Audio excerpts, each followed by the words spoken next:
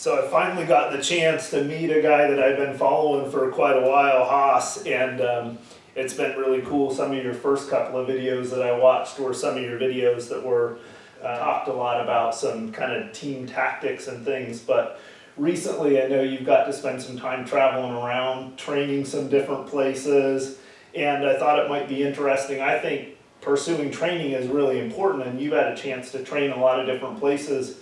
So I thought it'd be interesting to get you to share some thoughts on what to look for in places to train. Right. What are some of the important things? I think that it depends on what you're looking for. If you are an American, which most of you probably are, and if you're someone who has access to these firearms that we have here, and the gear and the things, I'm of the opinion that you should seek training in the very least, not only in how to use that firearm, how to manipulate it, but also how to employ that firearm in a deadly situation, which is what they're for, in my opinion. A firearm is a weapon, and it's meant to hurt people. That's why I own them, because someday I might have to hurt someone that's trying to hurt me. So it really depends on that. I really advocate everyone being an American rifleman, which I've said in many of my videos.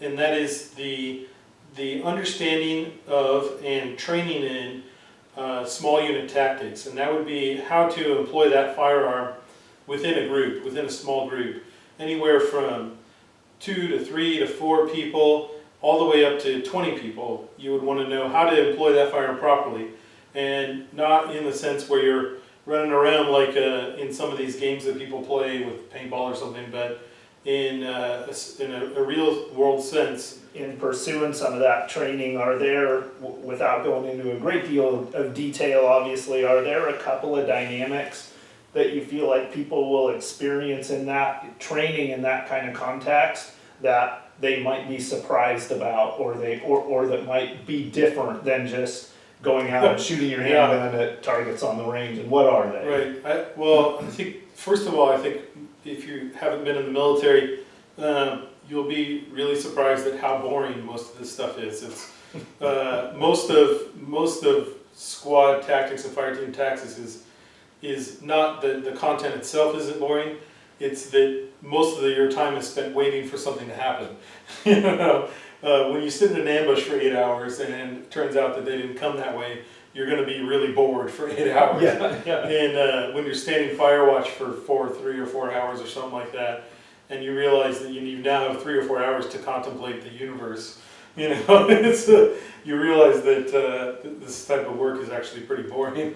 But I think people are honestly surprised at how close people work together, how close they'll fire together.